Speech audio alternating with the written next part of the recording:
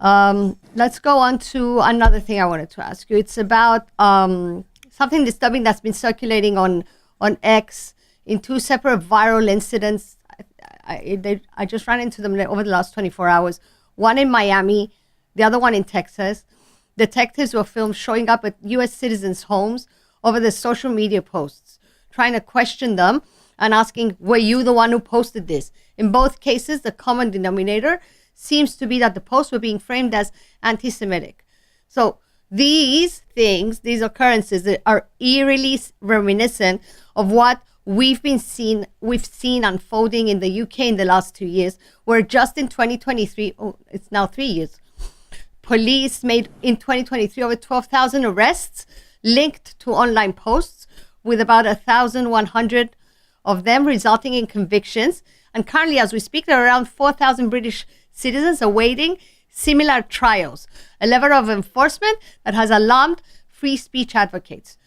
So your comments are on the exercise of the First Amendment in the United States and whether its safeguarding is endangered now. Well, it very much is at risk. What we have in the United States is something we haven't seen since the Bolsheviks took power in Russia. And that is that the American government has effectively declared Jews collectively as a protected class of citizens. We've never had that. We've never had any protective class whatsoever. The closest we ever came to that was affirmative action, and that was designed, obviously, to be temporary, but then it became permanent. And it was designed to advance the interests of people that were black because of the history of slavery. Well, that is no longer valid, although it's practiced in many places. That's been overturned by the Supreme Court.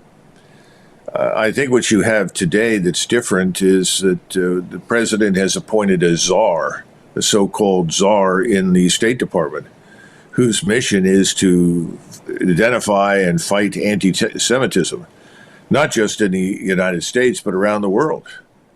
So this particular man is a rabbi, and he's talking about going to Indonesia and demanding that textbooks in Indonesia be revised and changed to suit Jewish interests, to mirror whatever Jewish history is according to the Jews.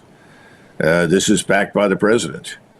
There are people all over the country right now, various governors who have signed executive orders about the same subject. And so this business of anti-Semitism is a very tricky one, because what is the definition of anti-Semitism?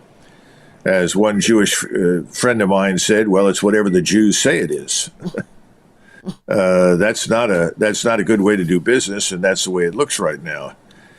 There are lots of Jews in the United States who are not comfortable with this. This is not a universally supported idea by Jews, but it's real, and it violates free speech. There's no question about it. The whole problem with hate speech of any kind is, where do you draw a line? When does it become dangerous? When is it hurtful beyond feelings? When does it lead to real violence? This is a much more specific, focused effort to suppress anyone who is critical of Israel.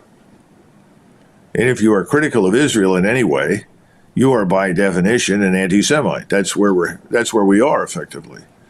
Yeah, I think that's catastrophic. Mm-hmm. But that's it. Now, will this last? Can this last? I don't know. I know that the people in Great Britain are very uncomfortable with what's happening in their country.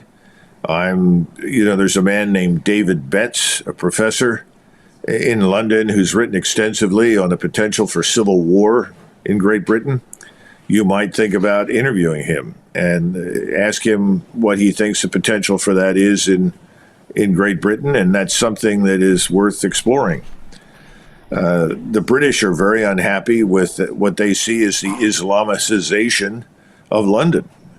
There are people openly declaring that London is no longer a British city. It's not the only one. There are a lot of problems right now. And when you pick a certain group of people and say they're protected, they're special, they get to do this and you don't, you're in trouble. You've got a real problem. I think that's happening. Fortunately, it's not everywhere, but it goes on. And as you point out, I'm familiar with the case in Miami. and it was handled intelligently by the people who were being accused. Now we'll see what develops from it. I think they're going to have a hard time making this work in the courts. But then again, it depends on the judges.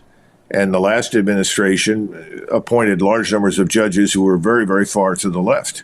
How they interpret the law is anybody's guess. But yeah, it's a problem. Free speech is at risk. There's no question about it.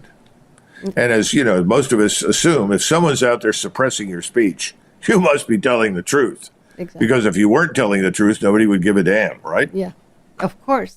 But this is across the West, as you point out. It's everywhere in the West.